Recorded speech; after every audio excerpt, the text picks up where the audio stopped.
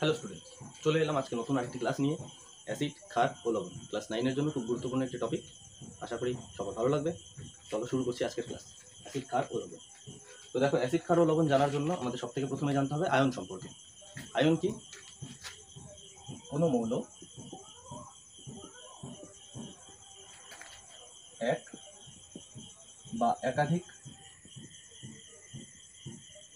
Electron গ্রহণ বা বর্জন করলে তাকে আয়ন বলে। অর্থাৎ কোনো মৌল যদি একটি ইলেকট্রন কোনো কারণে গ্রহণ করে কিংবা কোনো কারণে একটি ইলেকট্রন বর্জন করে, তখন তাকে আমরা বলবো হচ্ছে আয়ন। এরকম উদাহরণ দিয়ে বলছি, যেমন সোডিয়াম।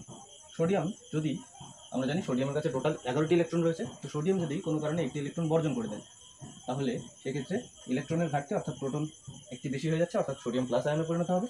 অন্যদিকে ক্লোরিনের কথা যদি বলি, ক্লোরিন একটি ইলেকট্রন গ্রহণ করলে সেটি Cl মাইনাস আয়নে পরিণত হবে। তো এই হচ্ছে আয়ন, যেখানে আমরা দুটি জিনিস জানবো। আয়ন দুটি ভাগে ভাগ করা যায়। কি কি? আয়ন এর দুটি প্রকারভেদ আছে। এক যাকে আমরা অ্যানায়ন বলি, আর এক যাকে আমরা ক্যাটায়ন বলি, তাই তো? কি জিনিস এই ক্যাটায়ন এবং অ্যানায়ন? দেখো, যদি কোনো মৌল ইলেকট্রন গ্রহণ করে, তাহলে ইলেকট্রন গ্রহণ করলে সে পরিণত হবে অ্যানায়নে, ঋণাত্মক আধান বিশিষ্ট কণা, তাকে আমরা অ্যানায়ন বলি। এবং ইলেকট্রন যদি বর্জন করে, ইলেকট্রন বর্জন করলে অর্থাৎ ধনাত্মক আধান বিশিষ্ট কণায় পরিণত হলে তাকে আমরা ক্যাটায়ন বলি। তো এই হলো অ্যানায়ন এবং ক্যাটায়ন। তো এবার শুরু করি আমরা অ্যাসিড। দেখো, অ্যাসিড কি? যেটা বললাম আমি, অ্যানায়ন এবং ক্যাটায়ন। তো যদি কোনো হাইড্রোজেন ঘটিত মৌল, তাকে আমরা তরল, মূলত জলে, কোনো হাইড্রোজেন ঘটিত মৌলকে আমরা জলে যদি বিশ্লেষিত করার পর H+ আয়ন পাই, অর্থাৎ আমরা সেক্ষেত্রে তার কাছ থেকে কি পাচ্ছি? ক্যাটায়ন। ক্যাটায়ন রূপে H+ আয়ন পাচ্ছি, তখন তাকে আমরা বলবো অ্যাসিড। সংজ্ঞাটা কি বললাম? যে সকল হাইড্রোজেন ঘটিত মৌল জলীয় দ্রবণে বিশ্লেষিত হয়ে H+ আয়ন মুক্ত করে, তাদের অ্যাসিড বলে। H+ আয়ন যদি মুক্ত করতে সক্ষম হয়, তখন তাকে আমরা অ্যাসিড বলবো। ঠিক? তাহলে এক্ষেত্রে এই অ্যাসিডের সম্পর্কে যদি বলি, দেখো, অ্যাসিড শুধুমাত্র যে H+ আয়ন মুক্ত করবে তাই নয়। এক্ষেত্রে অ্যাসিডের সম্পর্কে আমাদের আরেকটা বিষয় জানতে হবে। যদি কোনো যৌগ মুক্ত ইলেকট্রন জোড় গ্রহণে সক্ষম হয়, তখনও কিন্তু তাকে আমরা অ্যাসিড বলতে পারি। উদাহরণ দিচ্ছি, উদাহরণে বোঝাচ্ছি। যেমন আমরা যদি সাধারণত H+ আয়ন মুক্ত হিসাবেও বলি সেরকম কিছু যৌগ, যেমন ধরো হাইড্রোক্লোরিক অ্যাসিড HCl, কিংবা সালফিউরিক অ্যাসিড H2SO4, বা নাইট্রিক অ্যাসিড HNO3, অথবা অ্যাসিটিক অ্যাসিড CH3COOH। এই যে আমি উদাহরণগুলো দিলাম, এই যৌগগুলোর ক্ষেত্রে যদি আমরা তাকে জলীয় দ্রবণে বিশ্লেষিত করি, জলীয় দ্রবণে বিশ্লেষিত করার পর আমরা দেখব এদের মধ্যে থেকে এক বা একাধিক হাইড্রোজেন প্লাস আয়ন অর্থাৎ H+ আয়ন মুক্ত হয়। যেমন HCl বিয়োজিত হলে বা HCl বিশ্লেষিত হলে H+ এবং Cl- আয়ন উৎপন্ন হবে। সালফিউরিক অ্যাসিডের কথা যদি বলি, এটি বিশ্লেষিত হয়ে H+ আয়ন মুক্ত হবে 2টি, এবং SO4 2- আয়ন মুক্ত হচ্ছে। নাইট্রিক অ্যাসিডের ক্ষেত্রে যদি দেখি, H+ এবং NO3- আয়ন উৎপন্ন হবে। এমনকি এই যে অ্যাসিডিক অ্যাসিড, এর ক্ষেত্রেও বিশ্লেষিত হয়ে H+ আর CH3COO-, এই কিন্তু বিভিন্ন রকম আয়নগুলো মুক্ত করবে। তো আমরা এই ক্ষেত্রে কমন কি দেখছি? সাধারণ বিষয়ভাবে পাচ্ছি প্রত্যেকেই H+ আয়ন মুক্ত করতে সক্ষম, তাই তো? তাহলে এদের আমরা অ্যাসিড বলতে পারি। এছাড়া আমরা যদি আরো অন্যান্য ক্ষেত্রে দেখি, যেমন ধরো H3PO4, এটাও তাই করবে। H+ আয়ন মুক্ত করতে সক্ষম হবে 3টা, অন্যদিকে PO4 3- হবে। এই যে H+ আয়ন পেলাম, তাহলে এদের আমরা বলবো হচ্ছে বিভিন্ন প্রকারের অ্যাসিড। এই ক্ষেত্রে অ্যাসিডকে আমরা দুটি ভাগে ভাগ করতে পারি। কি হিসেবে? দেখো, আমরা এই যে H+ আয়ন যে মুক্ত করছে, এই H+ আয়নের মুক্ত করার তীব্রতা অনুসারে অ্যাসিডকে আমরা দুটি ভাগে ভাগ করতে পারবো। কি কি সেই ভাগ দুটি হচ্ছে অ্যাসিডকে আমরা H প্লাস আয়নের তীব্রতা অনুসারে বা H প্লাস আয়ন মুক্ত করার তীব্রতা অনুসারে দুটি ভাগে ভাগ করতে পারি। এক হচ্ছে মৃদু অ্যাসিড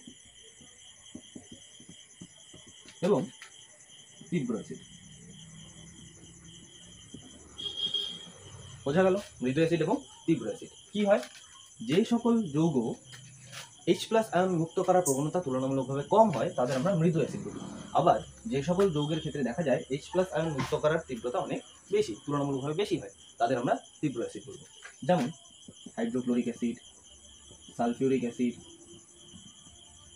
নাইট্রিক অ্যাসিড, এরা প্রত্যেকে হচ্ছে তীব্র অ্যাসিড। অন্যদিকে ফর্মিক অ্যাসিড, অ্যাসিটিক অ্যাসিড, এরা প্রত্যেকেই কিন্তু মৃদু অ্যাসিড। এছাড়া আমাদের আরও অনেক রকম অ্যাসিডের সম্পর্কে আমরা জানি, যেমন বিভিন্ন ভোজ্য উপাদানগুলোর মধ্যে যে অ্যাসিডগুলো থাকে, ধরো ম্যালিক অ্যাসিড, আপেলের অক্সালিক অ্যাসিড, টার্টারিক অ্যাসিড, এইসব অ্যাসিডগুলো কিন্তু আমাদের কী হবে, মৃদু অ্যাসিড হবে। বোঝা গেল? তো এটা হলো H প্লাস আয়ন মুক্ত করার প্রবণতা অনুসারে।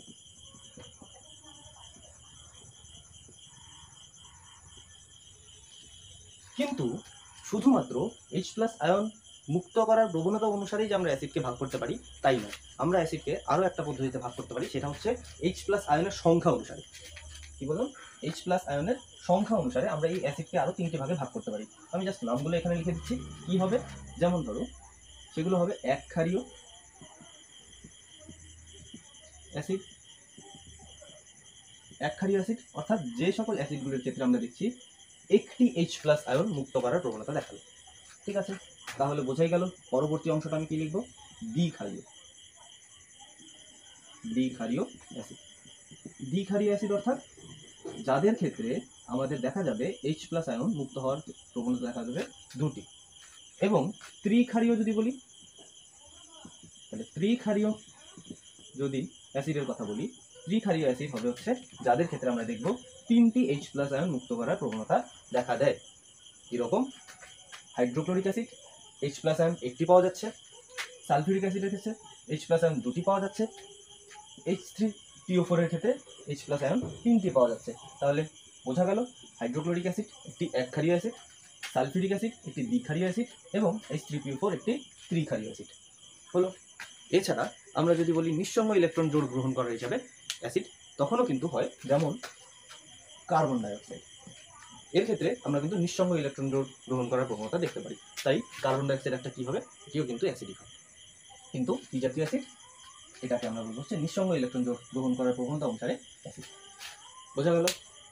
তো আশা করি তোমাদের এই অ্যাসিড টপিকটি ভালো লেগেছে। এর পরবর্তী টপিকে বা এর পরবর্তী ভাগে আমরা যেটি নিয়ে আসবো সেটি হচ্ছে ক্ষার, এবং তারপরে আমরা লবণকে ভালো করে বুঝবো। তাহলে ভালো লাগলে তোমরা চ্যানেলটিকে অবশ্যই সাবস্ক্রাইব করে রাখবে। ধন্যবাদ।